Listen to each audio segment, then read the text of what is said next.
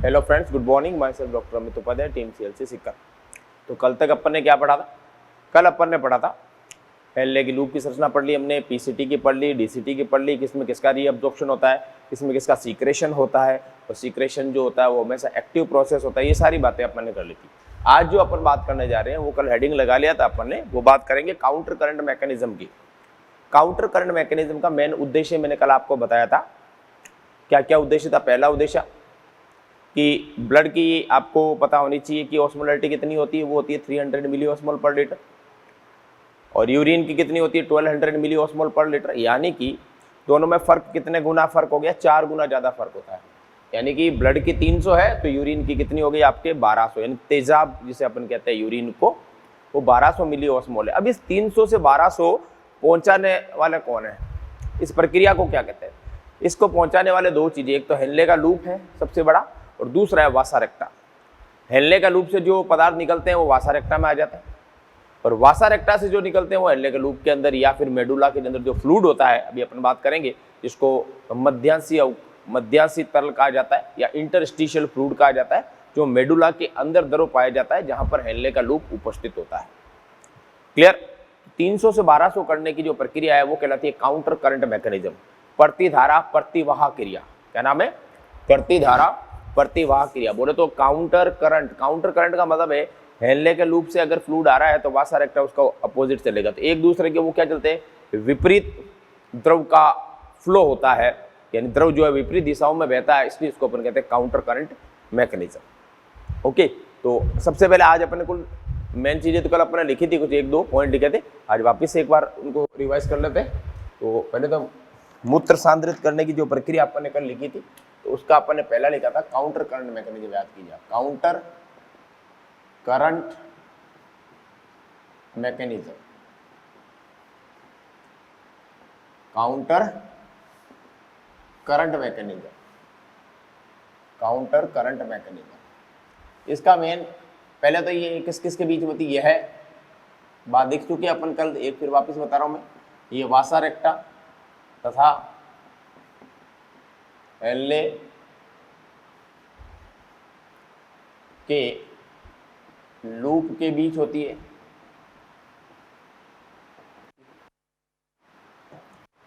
दूसरी बात, counter current क्यों करें? काउंटर का मतलब होता है अपोजिट। कहते हैं ना, काउंटर फोर्स लग रहा है। मान लो इधर F1 लग रहा है तो इधर F2 लग रहा था, ये एक दूसरे के क्या लग रहे हैं? विपरीत। विपरीत को अपन क्या कहते हैं? काउंटर। ये तो थी बल की बात, लेकिन अभी यहाँ पर बल की बात नहीं करते हुए अपन फ्लो की बात कर लेंगे, है ना। वासा रेक्टा तथा हेनले लूप के बीच फ्लूइड का यानी द्रव का फ्लो यानी बहना, बहाव अपोजिट होता है, अपोजिट होता है। इसे काउंटर करंट कहा जाता है। सीसी का मतलब क्या है? काउंटर करंट कहा जाता है।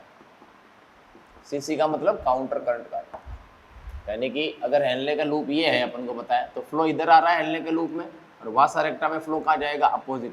तो ये एक दूसरे के क्या हो गए? ये बहाव इस तरफ है, ये बहाव ऊपर की ओर है, तो ये भी अपोजिट हो गया।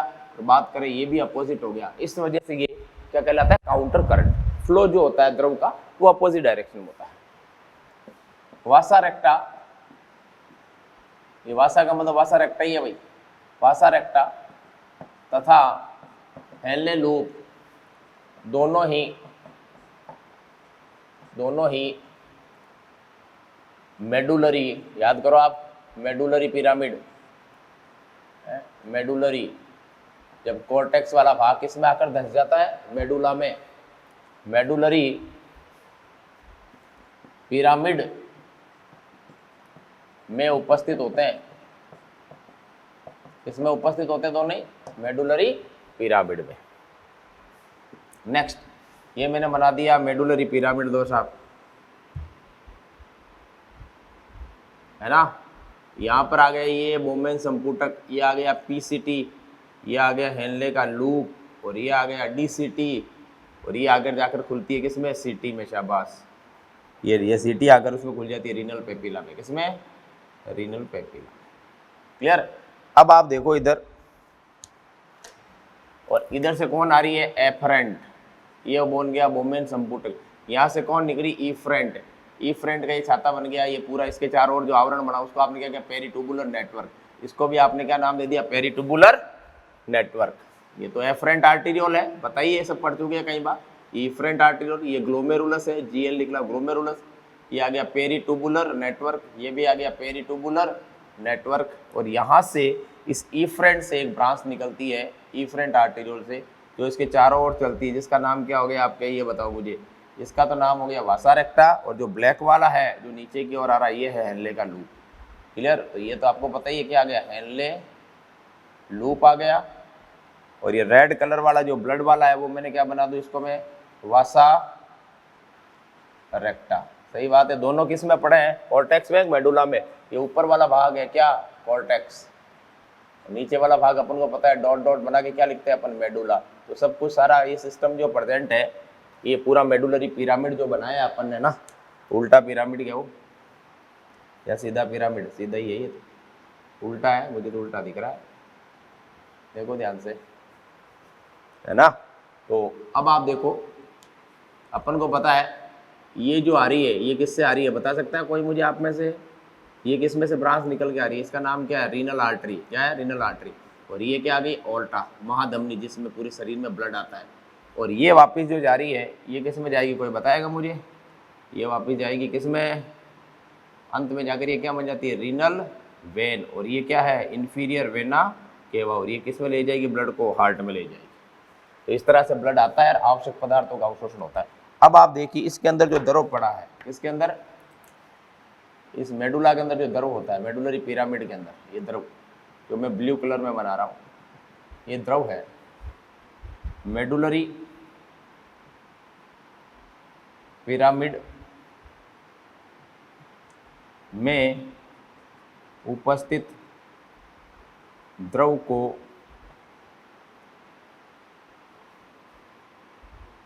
अंतरकाशी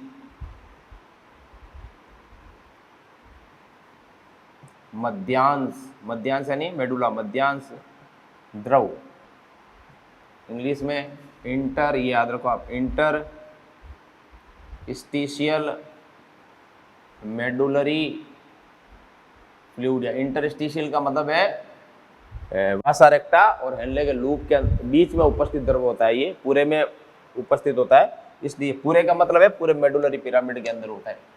अंतरकाशी का मतलब होता है मेडुला के अंदर, मेडुलरी पिरामिड के अंदर इंटरस्टिशियल मेडुलरी फ्लूइड कहते हैं, ध्यान रखना। ये बना, क्लियर, ये बनाइए आप, फिर मैं आपको बताता हूँ किस तरह से काउंटर करंट मैकेनिज्म ऑपरेट होती है। लिखिए फटाफट, नोट कीजिए इसे।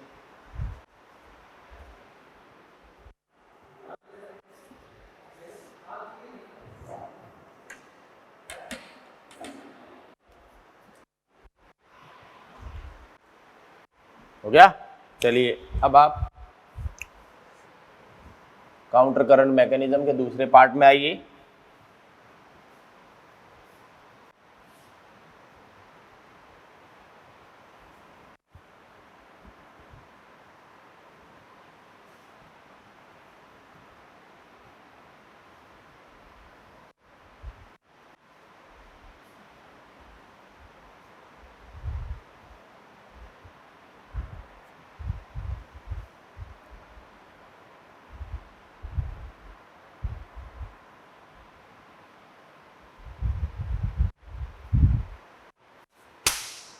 चलिए आगे आइए, अब बात करते हैं अपन नेक्स्ट, किस तरह से अब डायग्राम बना रहा हूँ वो ध्यान से रखिएगा।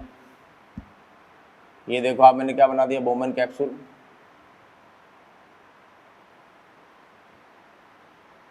क्लियर, सही बात है। बोमन कैप्सूल के आगे कौन सा बनेगा, पीसीटी, ये मैंने बना दी पीसीटी, ये पतला भाग, ये मोटा भाग,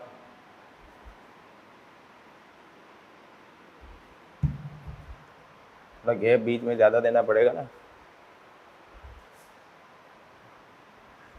गैप ज़्यादा, खूब सारी चीज़ें मैं आपको यहीं समझा दूंगा।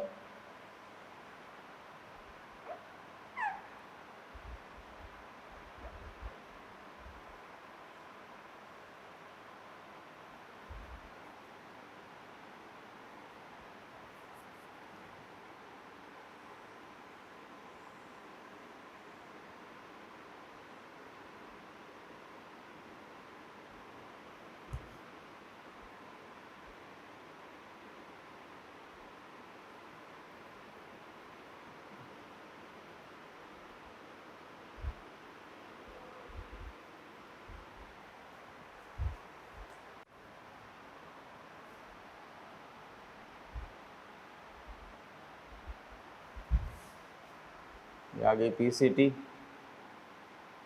इसके बाद में आ गया हेनले का लूप का ये डिसेंडिंग, ये बन गया लूप। अब वापस बनाते थे अपन इसका असेंडिंग, ये असेंडिंग आ गया, ये पतला था ये मोटा हो गया यहाँ से, ये वापस आगे जाकर क्या बन गई डीसीटी, ये लीजिए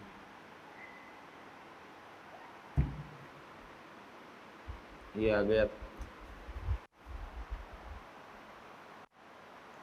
थिन, ये आ गया थिक, ये ऊपर की ओर जा रहा है, देखो आप यहाँ जाकर ये मुड़ गया, ये मुड़ गया और ये चला जाएगा इधर, और इधर जाकर कौन सी नली में खुल जाएगा आपको पता ही है, कौन सी नली में ऊपर से कौन सी आ रही है सीटी, ये आ गया सीटी, कौन इधर सीटी,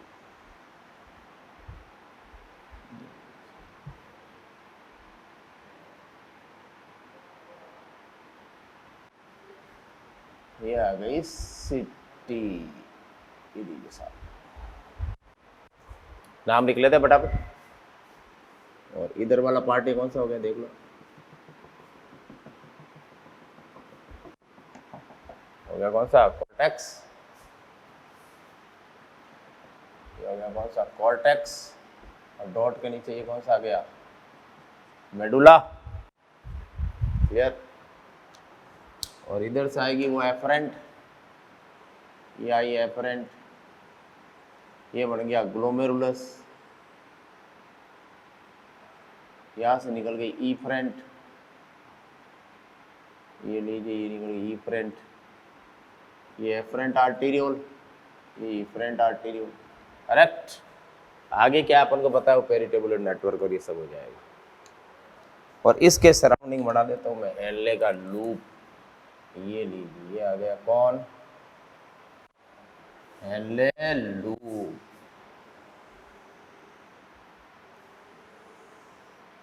चलिए सर ये हेनले लूप आ गया।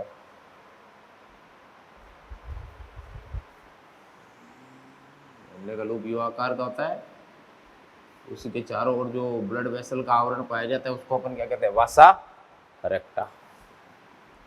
ये अंत में किस में खुलेगा मैं बता चुका हूँ, ये किधर से ये भी आपको पता है, इधर ही आगे जाकर एक ब्रांच देगी, देखो आप इधर ये आगे चली गई इस तरह से इस तरह से इस तरह से चलती जाएगी आगे, ये लीजिए इफ्रेंट आर्टेरियोल है और इस इफ्रेंट आर्टेरियोल की ही ब्रांच एक आ रही है कौन, इधर से कौन आ रही है निकल कर आपके, तो आपसे कोई पूछ ले वासा रेक्टा किसकी ब्रांच है तो क्या बताओगे इफ्रेंट आर्टेरियोल की ब्रांच है, ये वासा रेक्टा है, वासा रेक्टा ये बताइए हेनले लूप। और इसमें फ्लूइड किधर आएगा इधर आएगा, और हेनले के लूप में फ्लूइड किधर जाएगा इधर, तो एक दूसरे का अपोजिट हुआ कि नहीं हुआ, इसमें भी नीचे की ओर आएगा, इसमें ऊपर नीचे की ओर आएगा, इसमें ऊपर की ओर जाएगा, ये क्लियर। अगली बात, और अपन को ये पता है इसके चारों ओर जो आवरण होगा, इसके चारों ओर ये आवरण जो बनाया ये भी कौन सा है पेरिटुबुलर नेटवर्क, इसके चारों ओर भी जो आवरण बनेगा वो कौन सा पेरिटुबुलर नेटवर्क। तो ये तो बन गया आपने कौन सा पेरिटुबुलर नेटवर्क, परिकेशी के जाल, किस किस के चारों ओर पीसीटी, और ये आगे चली जाएगी दूसरे में, ये लीजिए दूसरे न्यूरॉन नेफ्रॉन में चली जाएगी, ये भी पेरिटुबुलर नेटवर्क, ये आ गया वासा रेक्टा, ये आ गई इफ्रेंट आर्टेरियोल, क्लियर। अब आप देखिए वो समझिएगा इस चीज को, ये वाला पार्ट पूरा कॉर्टेक्स है, ओके। ब्लड की ऑस्मोलिटी कितनी होती है 300 मिली ऑस्मोल पर लीटर, मिली ऑस्मोल प्रति लीटर, और मोमेंट संपुटक में जो छनके आएगा उसकी भी कितनी होगी 300 भी, और कॉर्टेक्स में जो द्रव होगा उसको भी कितनी होगी 300, ये देखो कॉर्टेक्स के सारे द्रव की 300 मान रहा हूँ मैं, ये 300 क्लियर। और पीसीटी के अंदर भी कितनी होगी 300, डीसीटी के अंदर ध्यान रखना यहाँ पर है ना, क्यों होती है इसका कारण बताऊंगा मैं आपको, एडीएच हार्मोन के कारण। अब आप इधर देखिए जैसे ही ये फ्लूइड नीचे आएगा तो अपन को पता है हेनले का लूप जो होता है जो डिसेंडिंग है, ये तो कौन सा नीचे जा रहा है डिसेंडिंग, ये ऊपर जा रहा है असेंडिंग, ये वाटर के लिए परमिएबल होता है इसलिए कांस्टेंट वाटर क्या आ जाएगा बाहर, वाटर अपने बाहर आता रहेगा। ये देखिए अगर ये कांस्टेंट वाटर बाहर आएगा तो क्या होगा, अंदर की सांद्रता बढ़ेगी, अंदर की सांद्रता बढ़ेगी। जैसे एक ग्लास है उसमें आपने नमक और पानी घोल के रखा है, तो आपने उसमें से पानी निकाल लिया तो तो नमक को बिल्कुल डिस्टर्ब नहीं किया है ना, क्योंकि ये जल के लिए पारगम्य और लवण के लिए अपारगम्य है। तो पानी कम रहेगा तो लवण की सांद्रता यानी उस द्रव की सांद्रता क्या हो जाएगी, ज़्यादा हो जाएगी ना। इस वजह से जो जो नीचे की ओर जाएंगे सांद्रता बढ़ती जाएगी। तो यहाँ पर साल्ट के लिए इम्परमिएबल है तो यहाँ सांद्रता कितनी हो गई 400, यहाँ हो जाएगी 500, यहाँ 600, यहाँ 900, यहाँ आते आते 1000, यहाँ नीचे नीचे पहुँचते कितनी हो गई 1200। 1200 भी इसमें होगी और 1200 ये जो द्रव है यहाँ पे जो द्रव भरा है इसकी भी कितनी हो जाएगी 400, इसके बराबर होगी बिल्कुल पैरेलल 500, 600, जितनी इसके अंदर होगी तीनों में सब में बराबर होगी। वासा रेक्टा हो चाहे हिलने का लूप हो चाहे फ्लूइड हो, ये कितनी होगी 800, ये 1000, और ये नीचे नीचे पहुँचते कितनी हो गई 1200, यहाँ पर भी कितनी है ये 1200। और इधर की बात करें तो आप देखो इसके अंदर भी कितनी हो जाएगी 400, बराबर रहेगी सब में, ये 600, ये 800, ये 1000, ये 1200, और इसकी भी कितनी है 1200।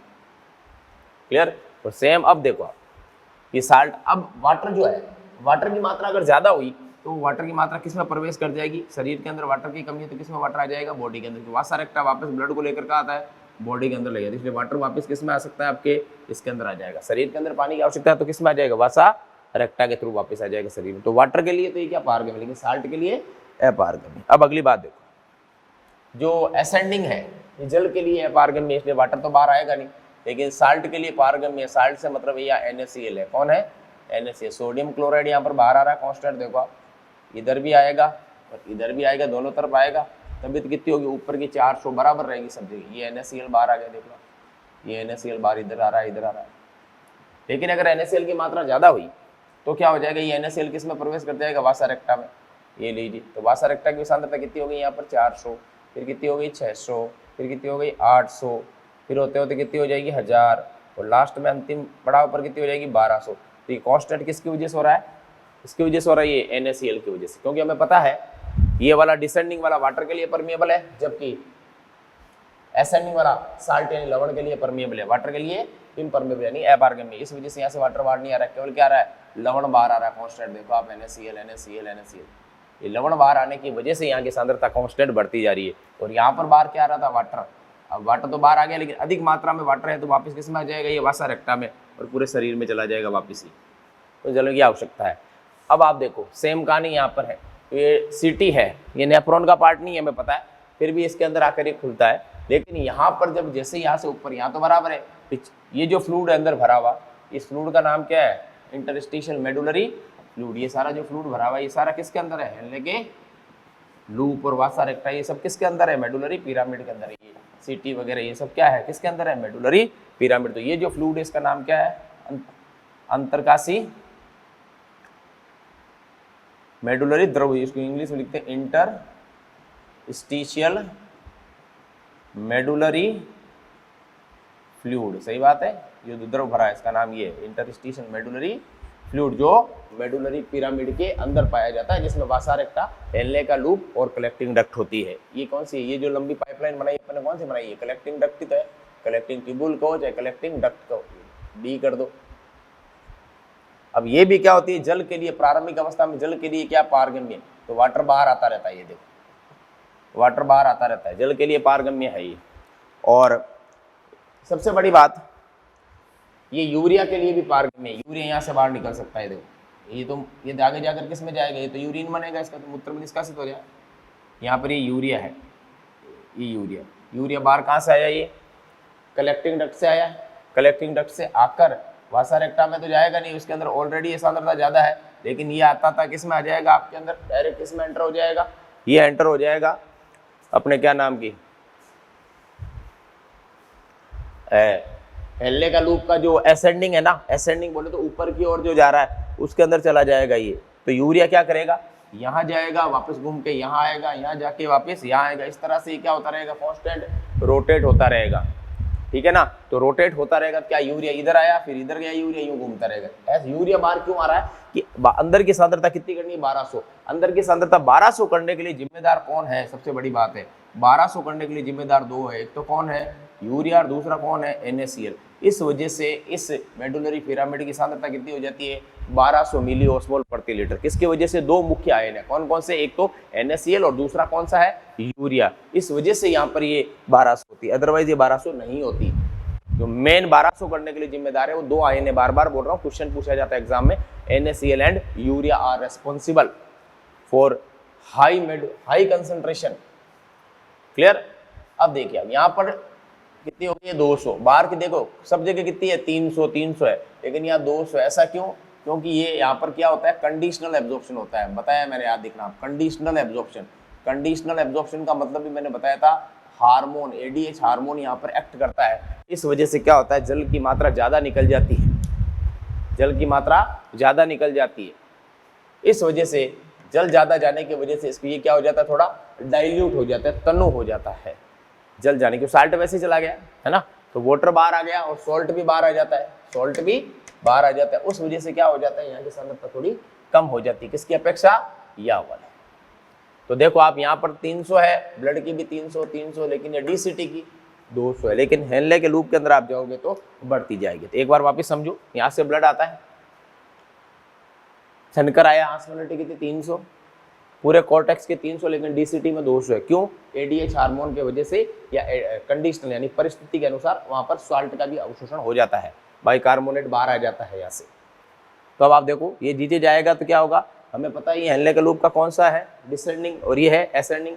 डिसेंडिंग वाला हमने पढ़ रखा है, वाटर के लिए परमेबल और साल्ट के लिए इम्परमेबल, मतलब पारगम्य और अपारगम्य। तो पारगम्य इसलिए वाटर बाहर आ रहा है, तो वाटर बाहर आता है, अंदर की सांद्रता बढ़ रही है, लेकिन वाटर की मात्रा हमारे शरीर में भी जरूरत होती है, तो ये किसमें? वासा रेक्टा में आ जाता है, और वासा रेक्टा वापस इसको किस में ले आता है? शरीर के अंदर, रीनल वेन के। अभी बताया था मैंने डायग्राम पहले वाले में, रीनल वेन में आता ही है फाइनली।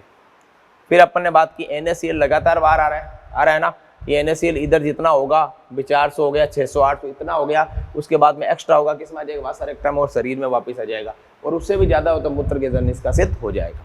फिर हमने कहा कि जो DCT है यहाँ पर 200 हो जाती है, ध्यान रखिएगा, ये 300 नहीं है, यहाँ पर 200 है, यानी कि ब्लड से थोड़ी कम है 100। क्यों है?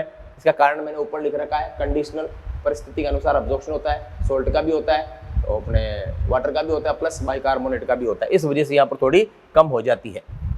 फिर बात करते हैं अपन, ये वासा रेक्टा और हेनले का लूप एक दूसरे के विपरीत है। फिर हमने बताया CT जो है, इसके अंदर प्रारंभिक भाग में तो जल बाहर आ जाएगा, क्योंकि यहाँ पर ADH और एल्डोस्टेरोन हार्मोन दोनों कार्य कर सकते हैं, लेकिन मेनली ADH करता है और एल्डोस्टेरोन भी करता है, तो वो सोडियम के लिए होता है। यूरिया बाहर आ गया, यूरिया किस लिए आया कि अंदर की सांद्रता अभी 800 ही है, इसको कितना करना है? 1200 करना है, इसलिए यूरिया बाहर आया, और यूरिया वापस वासा रेक्टा में तो जाएगा नहीं, क्योंकि शरीर के अंदर तो ऑलरेडी यूरिया पड़ा है, बन रहा है कांस्टेंट। क्लियर? जो एक्स्ट्रा यूरिया को निकालने के लिए तो अपन मूत्र का क्या करते हैं? एक्सक्रीशन करते हैं, उत्सर्जन करते हैं, और यहाँ पर ये यूरिया वापस इसमें आ जाएगा अधिक मात्रा में, तो यूरिया ये घूमता रहेगा। तो दो ही साइकिल है इसके अंदर, एक तो यूरिया साइकिल कहाँ से निकला? CT से मेडुलरी द्रव में आया, फिर हेनले के लूप में चला गया, वापस आ गया, ये घूमता रहेगा ताकि अंदर की सांद्रता 1200 हो। दूसरा साइकिल कौन सा है? NaCl घूमता रहेगा वापस। मान लो NaCl यहाँ पर वासा रेक्टा में प्रवेश कर रहा है, मेरी बात सुनना, यहाँ वासा रेक्टा में प्रवेश कर रहा है और घूम के यहाँ से वापस बाहर भी आ जाता है। क्यों आ जाता है? इसका कारण क्या? ताकि NaCl का वितरण पूरे द्रव में क्या हो जाए? बराबर हो जाए। NaCl का वितरण पूरे द्रव में बराबर हो जाए, ताकि यहाँ NaCl ज्यादा हो जाएगा, तो ये NaCl यहाँ पर क्या आ गए आपके? बोलो बोलो, यहाँ NaCl कम हो जाएगा। इसको वितरण करने के लिए भी वासा रेक्टा हेल्प करता है। क्लियर? तो NaCl को घुमा देता है ये, और यूरिया इधर घूमता रहता है CT और हेनले के लूप के बीच में, और वासा रेक्टा के असेंडिंग और डिसेंडिंग के बीच में घूमता रहता है कौन? NaCl। ओके, इस मैकेनिज्म की वजह से यूरिन की कंसंट्रेशन 300 से 1200 हो जाती है। क्लियर? चलिए ये नोट कीजिए आप, फिर अपन आगे बढ़ते हैं। ये है काउंटर करंट मैकेनिज्म।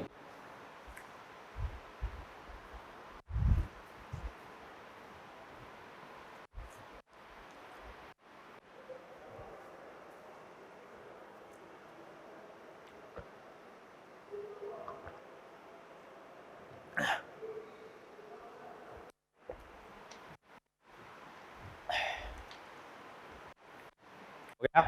आगे बढ़े? हो गया dear?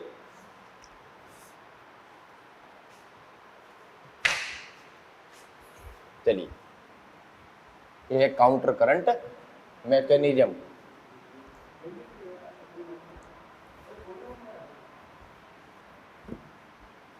Counter current mechanism.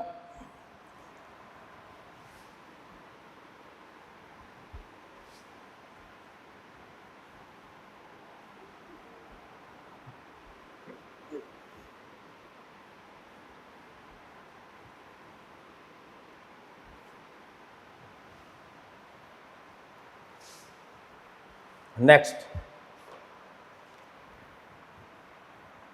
Blood की ऑस्मोलरिटी कितनी होती है? आपको पूर्ण सांद्रता कल बता दिया था मैंने, कितनी होती है? 300 मिली एम छोटा ओ बड़ा ओ स्मॉल प्रति लीटर। और ऐसे फ्लूइड को अपन कहते हैं समप्रसारी। क्या कहते हैं? आइसोटोनिक। बोले तो समप्रसारी। जिसकी सांद्रता ब्लड के बराबर हो वो सारे द्रव समप्रसारी होंगे, यानी आइसोटोनिक। क्लियर? दूसरी बात, बोमेन संपुटक में कितनी होती है? बोमेन संपुटक की सांद्रता कितनी होती है भाई? 300 ही तो होती है बोमेन कैप्सूल की सांद्रता। कितनी? 300। आगे वही मिली ऑस्मोल पर लीटर तो आपको लिखना ही है। तो 300 अगर ये ब्लड के बराबर है तो ये भी क्या हो गया? समप्रसारी हो गया। दोनों समप्रसारी है, दोनों ही क्या है? समप्रसारी है। तो कोई दिक्कत वाली बात ही नहीं है अपने। चलिए, मिली ऑस्मोल प्रति लीटर, तो ये भी कैसा हो गया भाई? ब्लड के बराबर है। तो ये भी कौन सा होगा? आइसोटोनिक होगा कि नहीं होगा? बिल्कुल होगा। पीसीटी की बात करें, पीसीटी में भी कितनी होती है? 300। तो ये भी कौन सा हो गया? आइसोटोनिक। चलिए, हेनले के लूप की बात करें तो यहाँ तो कितनी होती है? 1200 क्या हो गया? अति प्रसारी। क्या हो गया? अति प्रसारी। अति प्रसारी क्यों हुआ भाई? क्योंकि सांद्रता क्या हो गई? सांद्रता कितनी हो गई? बोलो बोलो। 1200। इंग्लिश में क्या कहेंगे? अति को ज्यादा को क्या कहते हैं? हाइपरटोनिक। हाइपर यानी ज्यादा, टोनिक यानी लवण वाला बात। और बात करें अपन अब किसकी? डीसीटी की। बताओ डीसीटी में कितनी है? 200। 200 तो क्या हो गया? ये अल्प प्रसारी हो गया। 300 से कम है ना, तो 300 से कम होगा उसको अपन क्या कहेंगे? अल्प प्रसारी।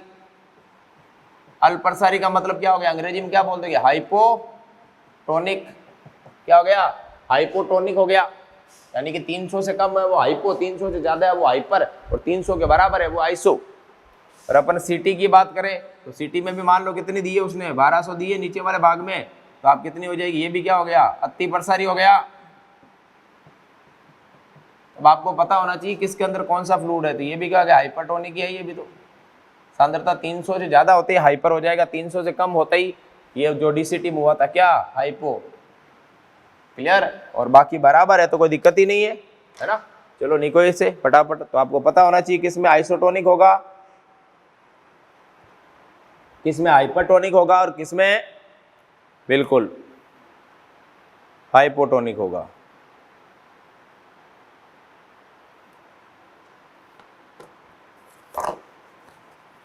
लिखिए आप।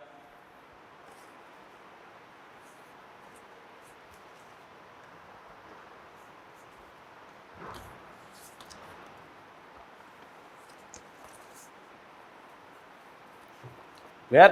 चलिए,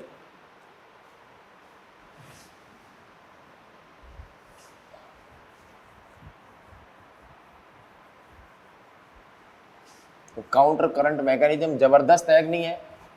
इंटरेस्टिंग है, समझने वाली है, बहुत इजी है। बस कभी तो वाटर को निकाल दो और कभी NaCl को निकाल दो। वाटर को निकाल के वासा रेक्टा में पटक दो, थोड़ा मेडुलरी फ्लूइड में पटक दो, और NaCl को निकाल के मेडुलरी फ्लूइड में पटक दो, फिर वासा रेक्टा में डाल दो, फिर वापस वासा रेक्टा से निकाल दो। क्या है ये? एंटरटेनमेंट है। चलिए साहब आगे, काउंटर करंट मैकेनिज्म का उद्देश्य यानी एम क्या है? ये बताओ मुझे तो आप। काउंटर करंट मैकेनिज्म का एम यानी उद्देश्य क्या है भाई इसका? इसका पहला उद्देश्य क्या है वो याद रखना है आपको। पहला है मूत्र को अति सांद्रित बनाना। यूरिन को अति को क्या कहते हैं? हाईली। कहते हैं बहुत हाईली एक्टिव है, हाईली कंसंट्रेट यानी कि सांद्रित करना। अंग्रेजी में याद रखो रे, काम आई आगे एमबीबीएस में। दूसरा उद्देश्य क्या होगा? इंटरस्टिशियल फ्लूइड, पता है ना कौन सा फ्लूइड? पूरा लिख देता हूं लो, interstitial medullary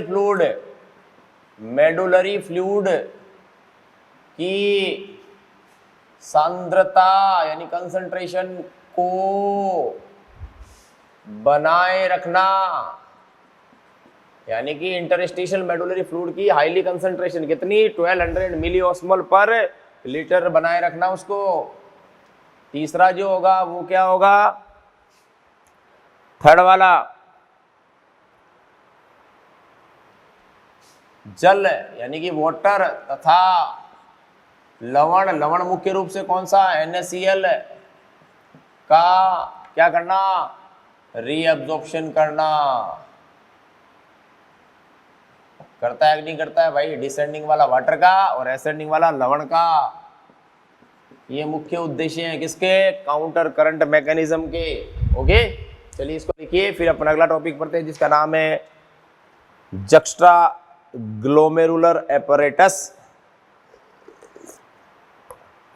juxta glomerular apparatus.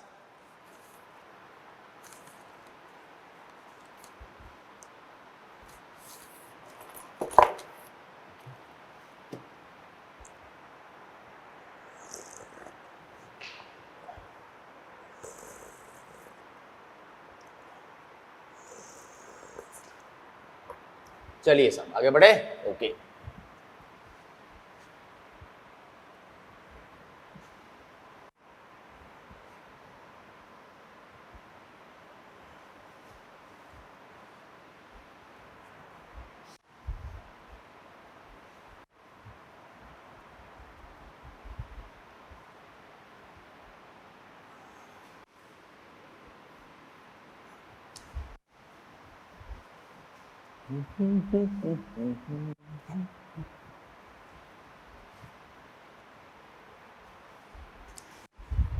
तो अगला टॉपिक क्या है भाई अपना?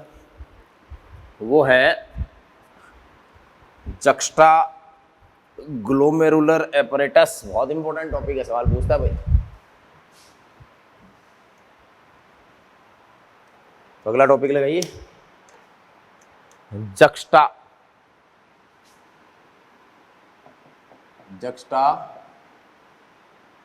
ग्लोमेरुलर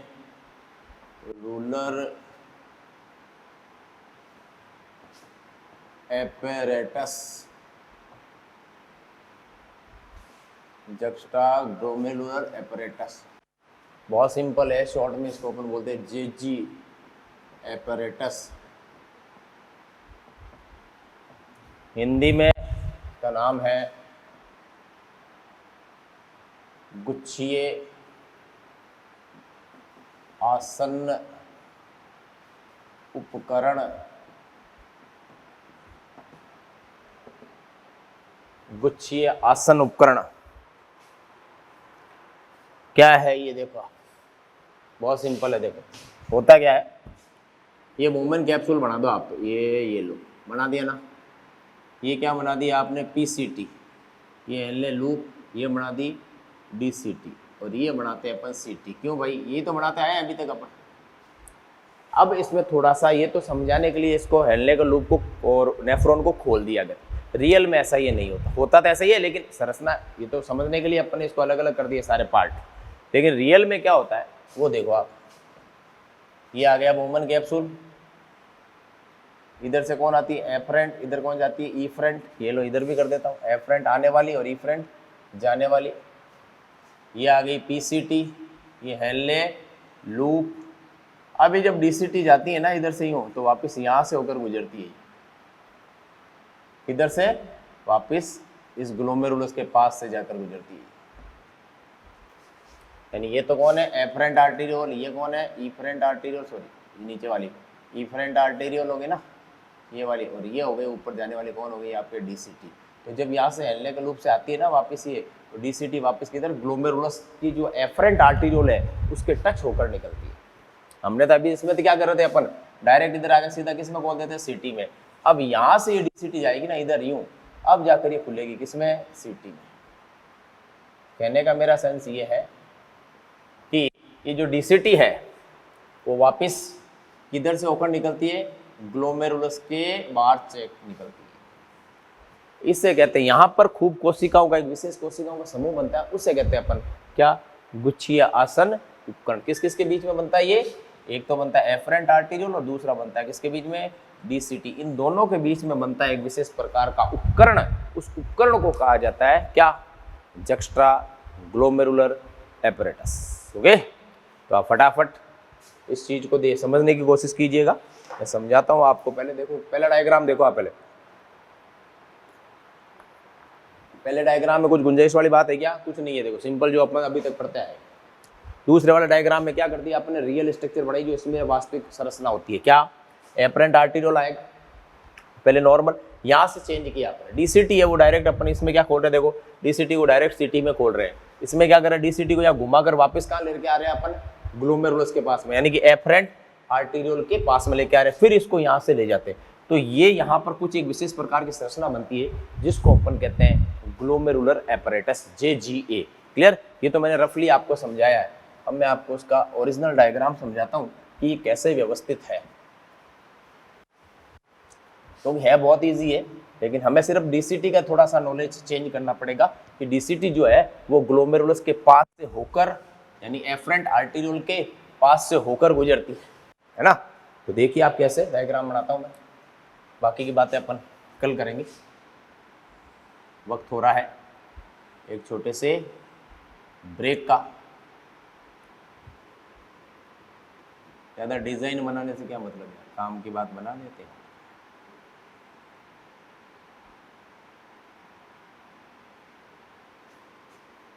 ये आ गई आपकी बोमन कैप्सूल। रेड कलर से अपन बना लेते हैं कौन, एफरेंट। ये एफरेंट आ गई,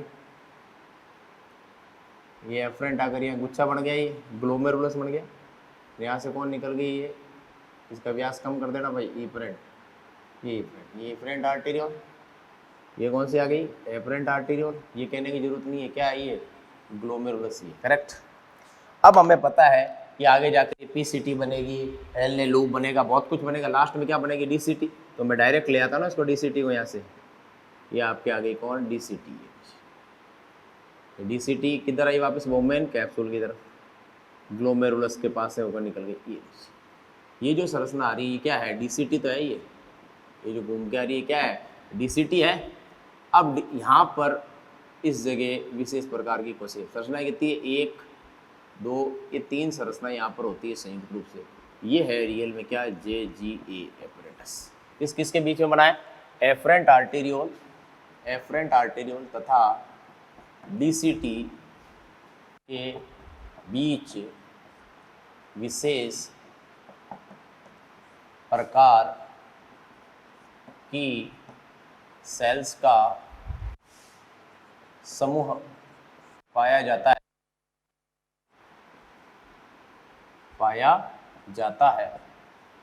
जिसे संयुक्त रूप से JG एपरेटस कहते हैं। क्लियर, अभी इतने बताओ ना जी, किस किस के बीच में, एफरेंट आर्टीरियोल और डीसीटी के बीच में। कैसे बनता है, क्या होता है, ये अपन बात करेंगे कल। ओके, कल JG एपरेटस अपन पूरा पढ़ेंगे। Okay guys, thank you, take care of yourself and stay in the home and take rest and study well. Thank you.